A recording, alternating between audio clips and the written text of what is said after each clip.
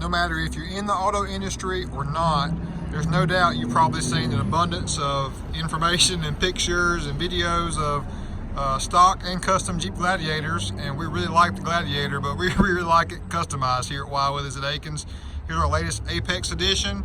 I want to tell you a little bit about it, guys. We did a 3-inch Fabtech suspension lift kit with Dirt Logic shocks front and rear, and there was our basic platform. We took and added 37-inch Nitto trail grappler, a true mud tire.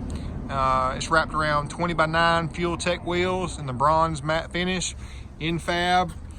Step bars are stirrup style, but also very protective. We love the Firecracker red. Let me know what you guys think about the Firecracker red. Nothing too aggressive on the stance. As far as the offset, how wide the wheel sticks out past the fender well.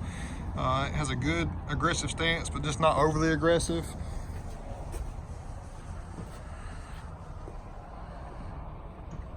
Turned out really nice. I think the red looks very well. This is a factory bed cover from Jeep Mopar, and of course you got a soft top here, so if you wanted to add another top, we could help you from that sense. Apex Gladiator, Willies, Akins.